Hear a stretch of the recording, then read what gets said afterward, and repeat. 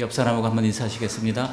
반갑습니다. 잘 오셨습니다. 환영합니다. 사랑합니다. 같이 인사하시기 바랍니다.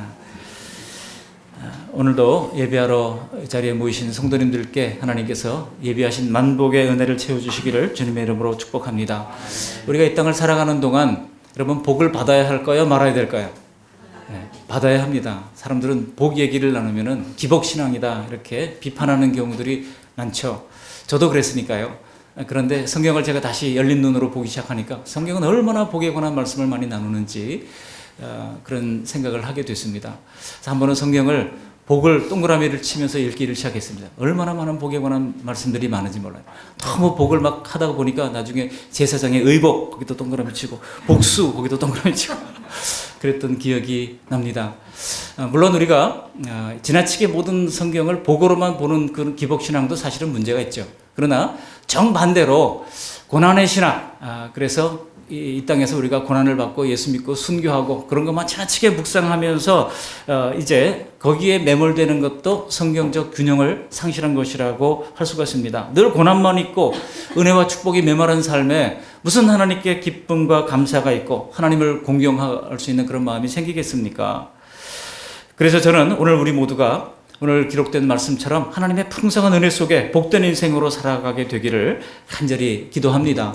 옆 사람에게 한번 이렇게 말해 보시길 바랍니다. 복된 인생 되세요. 복된 인생 되시기 바랍니다. 아멘. 정말 복된 인생 되시기를 바랍니다.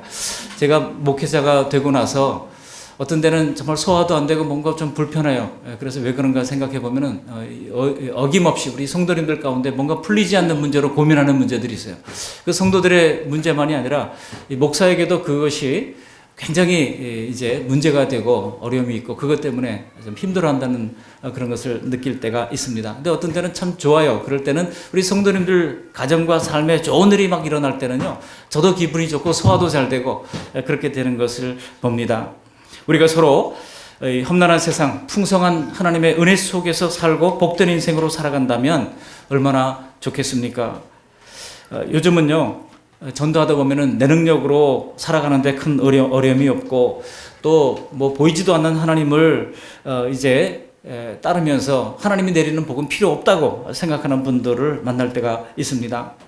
여러분, 우리나라가 역사적으로 보면은요, 전쟁이 약 967번 이렇게 있었더라고요. 5,000년 역사 동안에 약 1,000번 가까이 전쟁이 있었으니까 평균 5년마다 한 번씩 우리나라가 전쟁이 있었던 역사예요.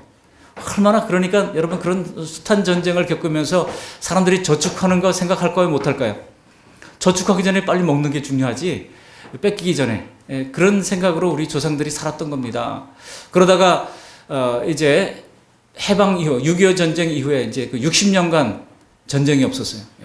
그러니까 이런 시대가 해방 이후 70년간 지금 이런 평화 시대가 사실은 없었습니다. 그러다 보니까 이렇게 평화 시대가 길어지면 사람들이 자꾸 이제 걱정을 하는 습관 때문에 보험도 들게 되고 또 저축도 하게 되고 미래를 또 위해서 준비를 하게 되고, 그래서 우리나라 한반도 한민족 5,000년 역사 가운데 요즘처럼 정말 모든 사람들이 보험에 목을 메고 온갖 보험을 다 들잖아요. 그래서 뭐 의료보험, 특별한 보험, 또 자녀들을 위한 보험, 교육보험 이런 거 다 들면서 미래를 대비하려고 하는 그런 시대가 이제 과거에 없었다고 할 수 있습니다.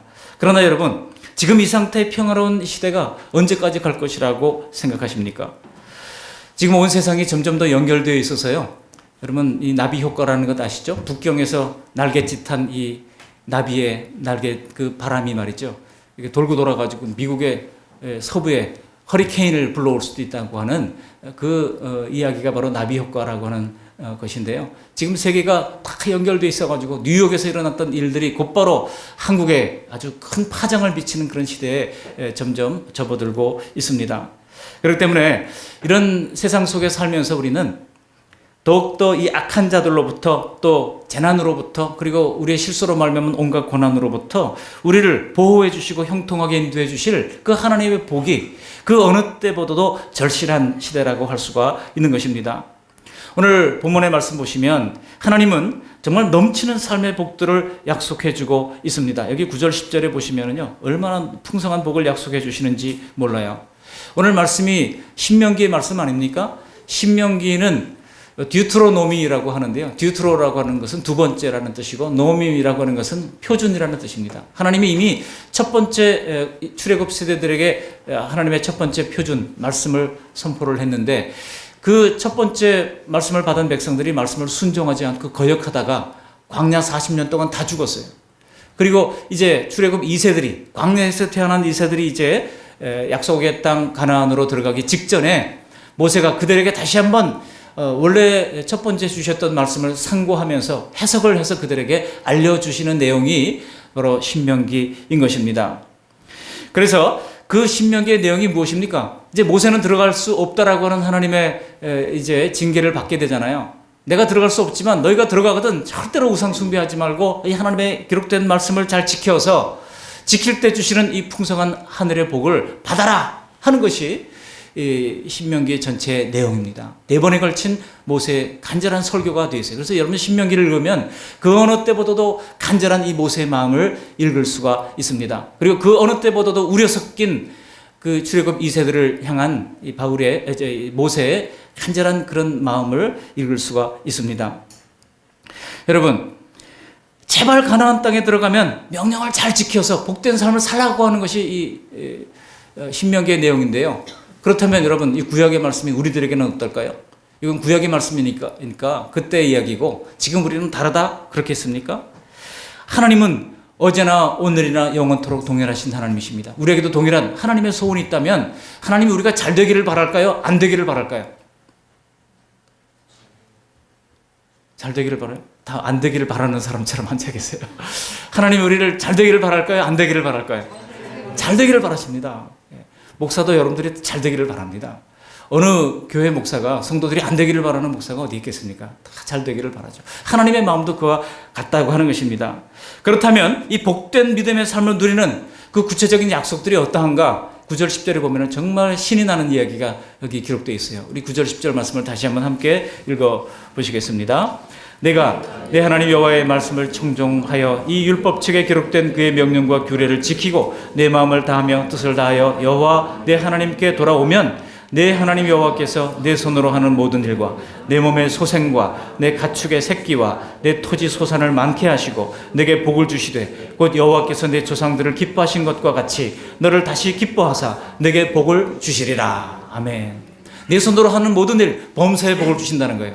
그리고 이제 뭐라고 그랬습니까? 소생과 내 몸의 소생, 그러니까 자녀의 복을 주신다고 말씀하고 있습니다. 그리고 그 다음에 가축의 새끼와 토지 소산을 많게 하신다. 이것은 우리의 생업의 복을 주신다고 하는 약속의 말씀입니다. 하나님이 조상들을 기뻐했던 것처럼 하나님이 너희를 기뻐하는 것, 이건 영적인 복이에요. 이 하나님께서 영육권의 복을 주신다고 약속을 하고 있는 것입니다. 얼마나 풍성한 복입니까? 이건 사람의 약속이 아니에요. 하나님이 주신 약속이에요. 그렇다면 이런 복을 우리가 어떻게 누리면 된다는 걸까요? 오늘 말씀 보면 말씀을 지키면 된다는 거예요. 하나님의 명령을 지키면 된다는 거예요. 오늘 말씀을 가지고 제가 세 가지 대지로 말씀을 드릴 것인데 바로 첫 번째가 하나님의 말씀을 지키라는 겁니다. 그리고 두 번째 대지는 하나님의 말씀은 오늘 제목처럼 어렵지 않고 멀지 않다는 겁니다. 그리고 마지막으로는 이 하나님의 말씀을 지킬 수 있는 마음을 주시는 분도 하나님이라는 거예요. 이 세 가지로 말씀을 나누면서 은혜를 나누고자 합니다. 먼저 첫 번째로 이 내 하나님 여호와의 말씀을 청종하여 명령과 규례를 지키라고 하는 것입니다. 옆 사람에게 한번 이렇게 얘기해 보시기 바랍니다. 하나님의 명령을 지키세요. 한번 얘기해보세요. 제가 한번 물어보겠습니다. 여러분, 하나님의 명령이 어렵습니까? 쉽습니까? 네. 어렵다는 분 한 손 들어보세요. 네. 한 분, 두 분, 세 분. 쉽다는 분 한 손 들어보세요. 쉽다는 분 한 분도 없고 다 모르겠답니까? 예. 제가 과연 어려운지 한번 말씀을 가지고 구체적으로 한번 이제 들여다보도록 하겠습니다. 근데 여기 참 흥미로운 표현이 나오는데요. 내 하나님 여호와라고 하는 표현이 오늘 본문 가운데 3번이나 등장해요. 내 하나님 여호와. 그러니까 내 하나님 여호와라고 하는 이 말씀이 강조되고 있는 이유는 무엇입니까? 하나님을 그저 그분의 하나님 혹은 목사님의 하나님, 우리 친척 가운데 어떤 분이 장로님인데 그 장로님의 하나님 그렇게 믿지 말고 내 하나님으로 받아들이라는 거예요. 하나님과 인격적 관계가 되어야 된다는 얘기입니다. 여러분, 도마가 부활한 예수님의 손에 못자국과 허리에 창자국을 만져본 다음에 고백을 했어요. 뭐라고 고백했습니까? 나의 주, 나의 하나님이시니이다. 예수님을 향하여 그렇게 고백했어요. 예수님께서 그 고백을 귀하게 여기셨습니다. 여러분, 예수님을 하나님으로 믿는 종교가 기독교예요. 그냥 여호와, 구약의 여호와만을 따르자. 이건 유대교 아니겠습니까? 그러나 우리는 예수님을 하나님으로 받아들이는 사람인데, 나의 주, 나의 하나님, 누구의 주, 누구의 하나님도 아니고 나의 주, 나의 하나님으로 받아들여야 한다는 겁니다. 그런 것처럼 여호와 하나님도 뭐예요? 내 하나님 여호와, 내 여호와 하나님, 뭐 하나님 여호와라고도 하고 여호와 하나님의 순서가 좀 바뀐 것도 있습니다만, 중요한 것은 내라고 하는 말이에요. 하나님과 인격적 관계 속에서 우리가 하나님의 명령을 듣고 지켜야 한다라고 하는 것입니다. 그러니까 말씀에 순종하라면 먼저 하나님이 다른 누구에게가 아니라 내게 어떤 분이신지 그 하나님과 신뢰의 관계, 인격적 관계가 되어져야 한다는 것입니다. 여러분, 하나님과 나와 인격적 관계가 되어지면 그 다음에는 순종하는 것이 어렵지가 않습니다. 이스라엘 백성들에게 하나님은 애굽의 노예 생활에서 끌어내주신 구원자 아닙니까?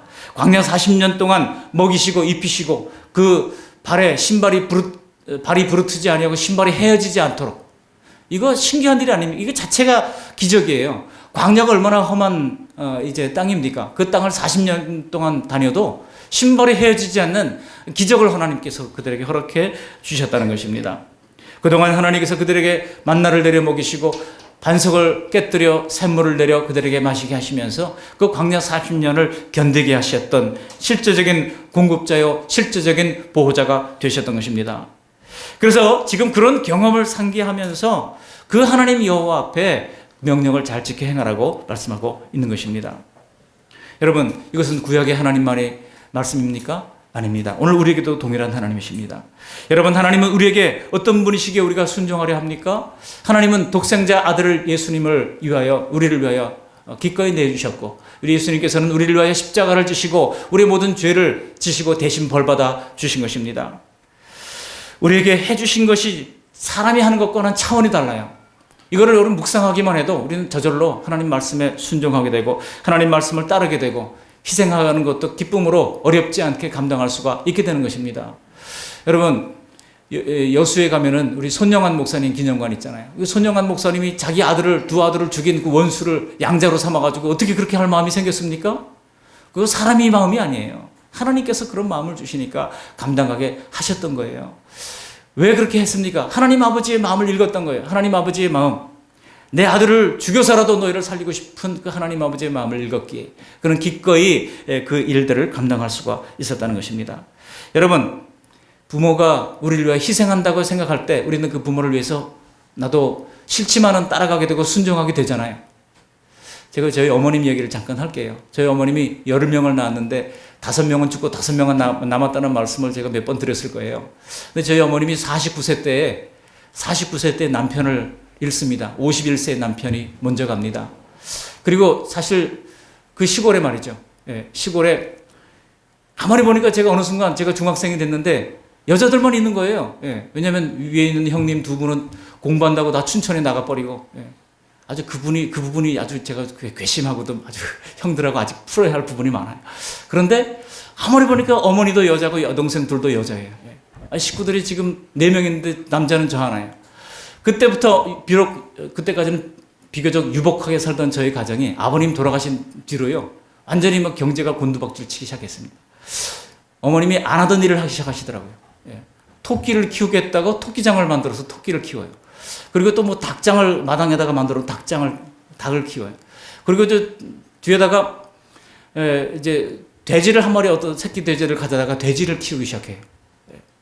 그러면서 저를 보고, 야, 학교 갔다가 올 때 그냥 오지 말고 풀 뜯어 오너라 그래가지고 뭐 가방 자루를 하나 줘요. 그러면 남들은 룰루랄라 집으로 가지만 저는 올 때 꼭 토끼가 먹을 만한 풀들을 골라가지고 장갑을 끼고, 그게 다 가시들이 많습니다. 그거를 이제 뜯어다가 자루에 담아가지고 토끼 풀을 주고 토끼를 이제 이렇게 키웁니다. 토끼가 얼마나 이 번식력이 좋은지요. 2마리가 1년 되면 한 20마리쯤 됩니다. 굉장히 번식이 좋아요. 그래가지고 그걸 또 이제 팔아서 등록금도 하고 용돈도 하고 이래요. 그런데 그 어린 마음이 말이죠. 그거 하기 싫잖아요. 하기 싫어도 어린 마음에 어머니가 그 발을 동동 구르면서 살려고 애쓰는 모습이 말이죠. 아직 그 어린 여동생들은 철이 없고, 그러니 제가 생각해보니까 소년가장이었어요. 소년가장. 그랬던 것 같아요. 근데 여러분, 그렇게 할 수 있었던 이유가 무엇입니까? 어머니가 나를 위해서 어떻게 하는가? 지금 94세 되신 어머니 아직도 비교적 건강하게 살아 계십니다만, 그런 모습을 보니까 자식된 도리로 안 할 수가 없는 거예요. 춘천에서 공부하던 우리 형님이 방학 때서 돌아왔는데 어머님이 저한테 닭을 잡으라 그러는 거예요. 얼마나 화가 나는지 말이죠. 아니, 나를 위해서 닭을 잡아준 적이 없는데 형을 위해서 내가 왜 닭을 잡아야 돼? 닭을 잡는데요, 분노에 차가지고 형들하고 같이 언젠가 풀려고 그래요. 한 번은 그 부분을 좀 풀려고 그래요. 풀어야 될 것 같아요. 이제 다 나이 들었고, 이제 뭐 60대고 이제 70대잖아요. 근데 이제 풀어야죠. 근데 여러분, 그랬던 기억이 있습니다. 근데 어머님이 고생하는 걸 생각하니까 아들 된 내가 안 할 수가 없더라고요. 그렇지 않습니까? 우리 하나님이 내게 해주신 것을 우리가 깊이 묵상하면 내가 주님을 위해서 봉사하고 섬기는 것은 아무것도 아니라고 하는 생각을 우리가 하게 되는 것입니다. 하나님의 사랑과 헌신을 마음으로 느낀다면 우리는 기꺼이 그리스도의 말씀에 순종할 마음이 생기는 것입니다. 바로 이러한 믿음이 준비될 때 우리가 말씀대로 살아볼 용기도 생기는 것입니다. 우리는 이미 이러한 준비가 된 분인 줄 믿습니다. 이런 믿음이 준비되셨습니까? 이런 믿음이 준비되셨습니까? 아직 안 되었어요? 준비 다 되셨기에 그래도 여러분, 이불이 부르는 이때 아닙니까? 날씨가 선선해지고 그러니까 이불을 끌어당기면서 좀 더 자자, 좀 더 졸자 하고 싶은 이 피곤한 주일 아침에 여러분들 일어나서 예배하러 나온 것 아니겠습니까? 아무리 신약시대라 할지라도 하나님의 뜻대로 살지 않는데 삶의 복이 자동적으로 오지는 않아요. 여러분, 내 영혼이 잘된 같이 범사에 잘되고 강건하기를 내가 간구하노라. 요한사도는 요한삼서 2절에 이렇게 말씀한 바가 있습니다. 근데 이게 요한사도만의 바람이 아니었어요. 예수님도 그렇게 말씀하셨어요. 마태복음 6장 33절에 먼저 그의 나라와 그의 의를 구하라. 그리하면 이 모든 것을 너에게 더하시리라. 이 모든 것이 뭐예요? 사람들이 구하는 것들입니다. 무엇을 먹을까? 무엇을 입을까? 어떻게 살아갈까? 미래를 어떻게 준비할까? 투자는 어디에 해야 될까? 그런 고민들이 많지 않습니까? 이 모든 것을 더하시는 방법은 우선순위가 되어져야 한다는 것입니다. 먼저 그의 나라와 그의 의를 구하라. 하나님의 나라와 하나님의 의를 구하는 것이 먼저 되면 하나님이 그 다음에 알아서 복을 허락해 주시겠다는 것입니다. 여러분, 이런 말씀들이 다 순종과 성실한 신앙 중심의 삶을 우선할 때 하나님께서 예비된 복을 주신다는 말씀들이에요. 그러니까 오늘 우리가 읽었던 이 구약의 신명기 말씀과 신약의 말씀이 아주 동일하다는 사실을 알 수가 있는 것입니다. 만일 하나님의 자녀가 하나님의 법대로 살지 못한다면 이거는 단지 복의 문제를 떠나서요, 위기에 직면할 수도 있다는 것을 우리가 생각해야 하는 것입니다. 모세 역시 신명기 28장에 보시면은요, 순종할 때는 복을 주시지만은 불순종할 때는 그 복에 관한 내용보다 2배나 많은 분량을 그는 이제 2배 반이죠. 거의 3배 가까운 분량을 저주에 관한 말씀을 하고 있는 것을 우리가 기억해야 하는 것입니다. 그냥 이렇게 살아도 별 문제 없네 라고 생각하면서 살아가다 보면 어느 순간 뭐가 잘못돼도 크게 잘못됐구나 하는 것을 깨닫게 될 날이 오게 될 것입니다. 제가 1999년에 국제대회 책임을 맡아가지고 이제 한 15박 16일 동안 그 대회를 열었는데요. 거의 뭐 하루 2시간 정도밖에 못 자고 그렇게 다녔어요. 근데 어느 날 이제 경기도 그 광릉 수목원 근처에서요, 지나가다가 연료가 떨어졌어요. 자동차 연료가 새벽에. 그러니 이게 얼마나 위험합니까? 그 지나가던 차들이 막 빵빵거리기도 하고 또 문을 열고서 뭐라고 또 소리를 지르기도 하고 그래요. 이거 근데 내가 실수해서 물론 기름을 못 넣은 것도 잘못이지만은, 그래가지고 차가 이제 안 올 때 내려서 이제 이렇게 핸들을 꺾어가고 차를 밀면서 간신히 길가에 갓길에 정차를 하고 이제 보험회사에 연락하니까 기름을 좀 1리터를 갖고 오더라고요. 요만한 기름을 갖고 와가지고 넣어주고 이제 가까운 주유소에 빨리 가서 기름 넣으세요 해가지고 그렇게 했던 적이 있습니다. 우리 신앙생활도 마찬가지입니다. 우리 신앙생활에 계속 힘있게 달려가려면 연료를 계속 주입해 줘야 됩니다. 그 연료가 무엇일까요? 하나님의 기록된 말씀인 것입니다. 하나님의 말씀을 계속 읽고 듣고, 또 구역 예배에서 읽고 새벽 예배에서 듣고, 또 말씀을 큐티를 통해서 말씀을 날마다 읽어가면서 말씀을 계속해서 연료를 주입하지 않으면 어느 순간 우리는 신앙생활을 하면서도 고갈됐다고 하는 느낌을 받을 수밖에 없는 것입니다. 뭔지 이제 시원하게 길이 뚫리지 않고 모든 게 얽혀서 풀리지 않는다는 생각을 하게 될 것입니다. 오늘 하나님의 말씀이 바로 그거예요. 하나님의 말씀을 청종하고 잘 듣고 그 다음에 그 말씀대로 지켜 행하면 하나님이 내 손으로 하는 모든 일, 그리고 내 몸의 소생 자식들이죠. 뿐만 아니라 생업의 복을 하나님께서 주신다는 것입니다. 만일 우리가 그렇게 되지 못할 때 우리가 하나님의 복을 받기는커녕 평범하게 사는 것조차도 점점 힘들어지게 되는 것입니다. 그러다가 어느 순간 신앙이 완전히 멈춰서서 이제 험악한 인생을 살아갈 수밖에 없다라고 하는 것입니다. 오늘 다시 한번 하나님의 말씀대로 지킴으로 우리의 믿음이 하나님의 복주심 안에서 계속 잘 달려가도록 마음을 다지는 우리 모두가 되시기를 주님의 이름으로 축원합니다. 두 번째로는요, 이 말씀은 지키기가 어렵지 않다는 거예요.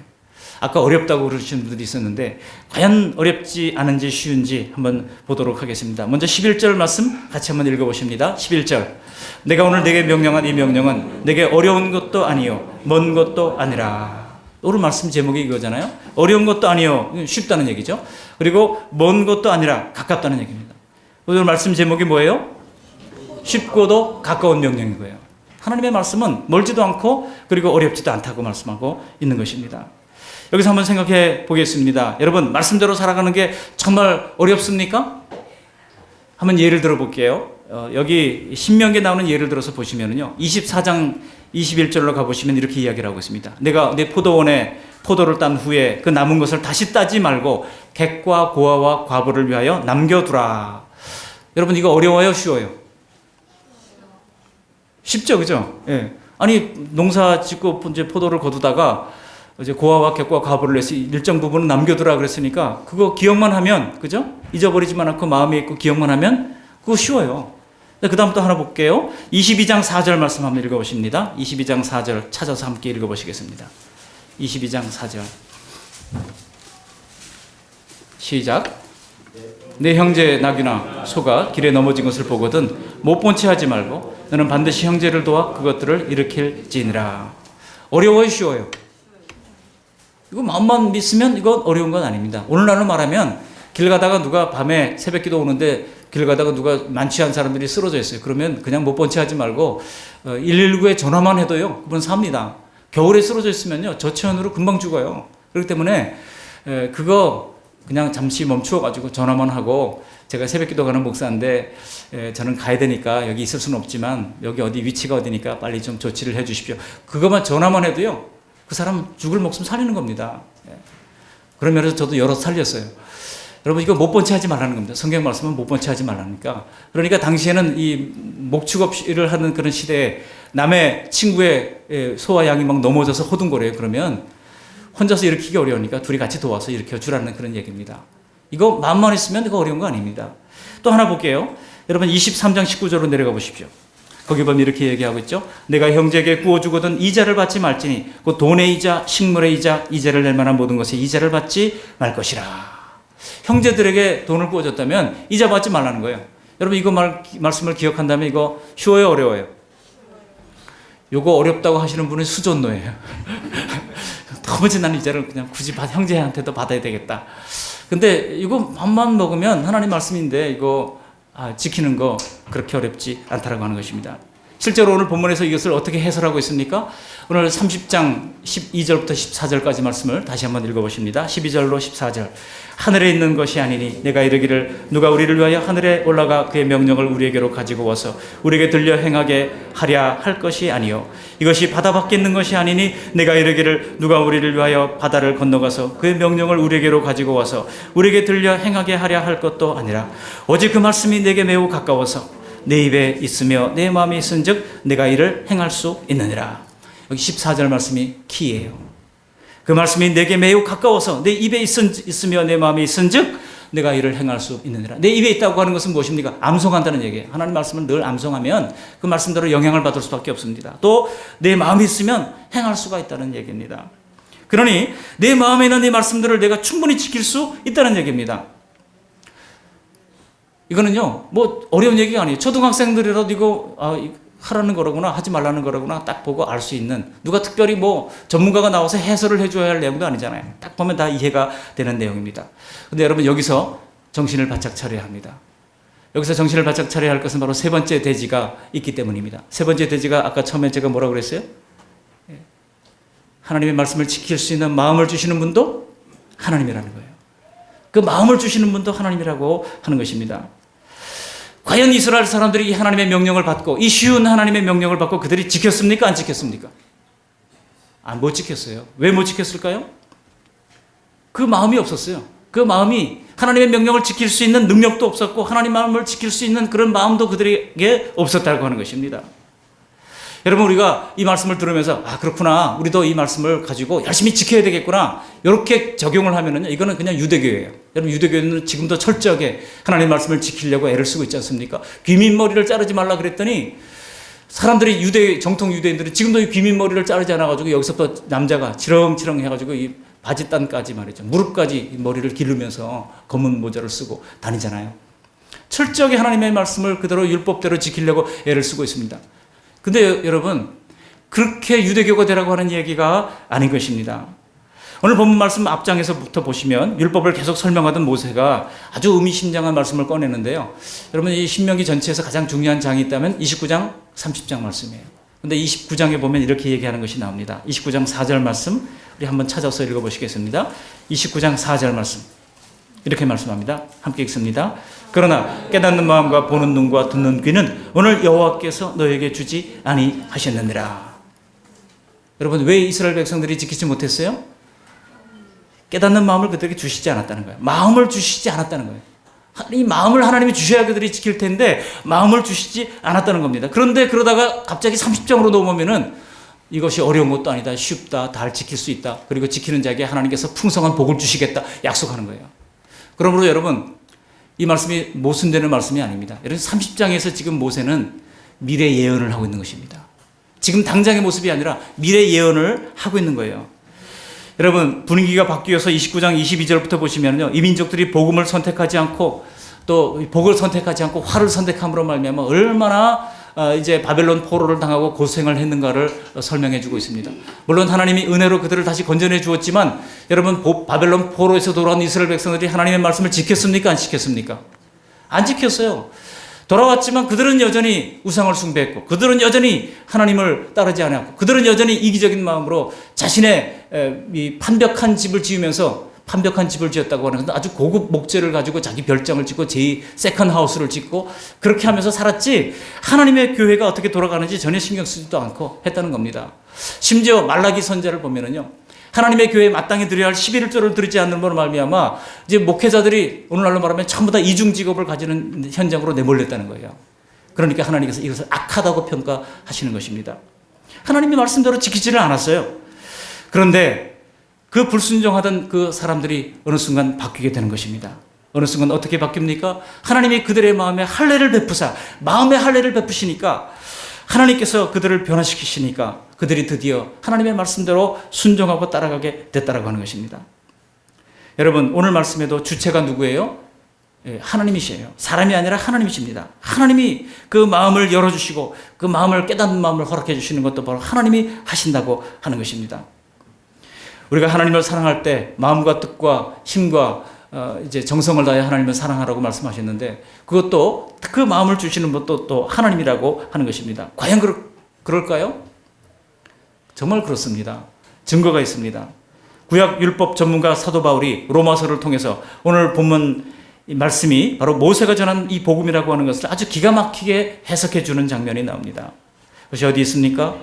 로마서 10장 6절을 제가 읽어드리겠습니다. 로마서 10장 6절을 보면 이 바울 사도가 오늘 모세가 이야기했던 여기 13, 14절 말씀을 인용하면서 이야기를 하고 있는 겁니다. 말씀이 내게 가까워 내 입에 있으며 내 마음에 있다 하였으니 하면서 이 30장 14절을 인용하고 있는 거예요. 그 말씀은 곧 우리가 전파하는 믿음의 말씀이라. 그 말씀이 곧 뭐냐?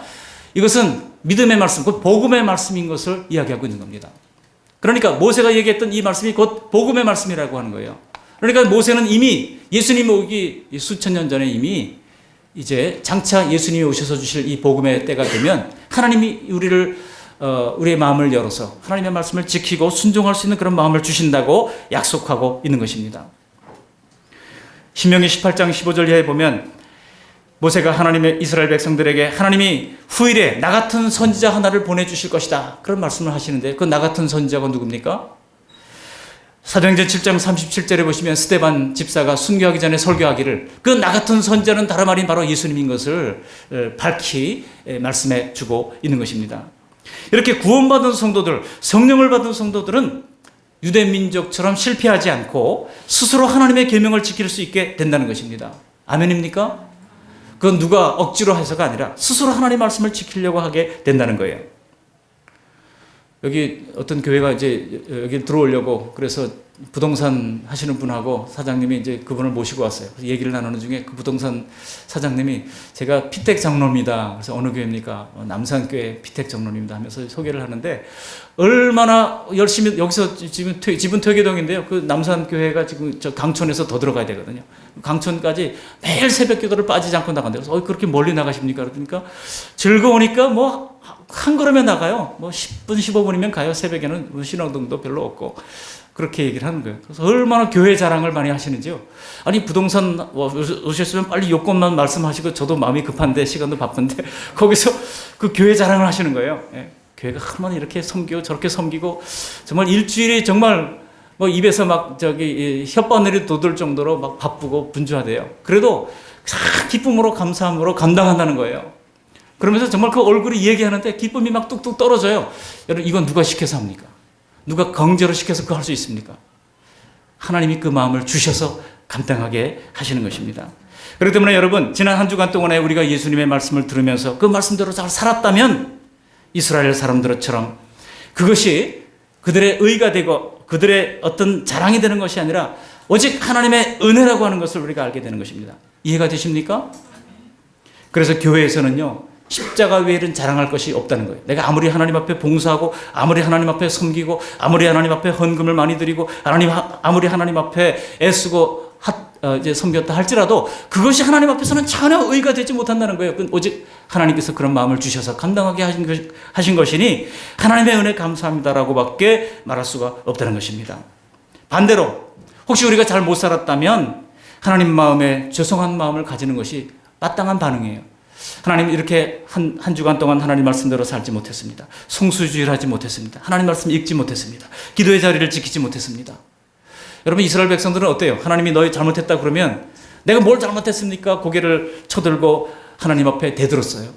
근데 그것이 아니라 우리가 정상적인 반응을 한다 그러면 하나님 앞에 회개하면서 다시 은혜를 구하게 되는 것입니다.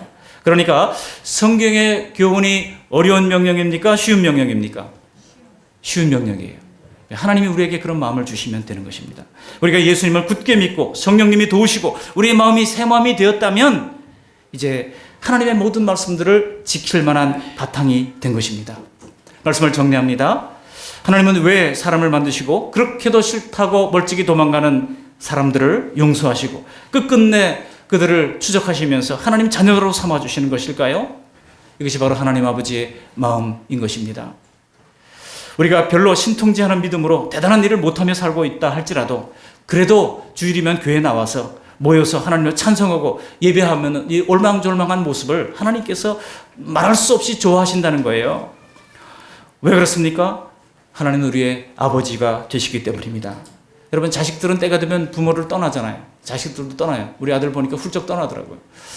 그래서 뭘 가끔 전화도 안 해요. 전화하면 안 받아요.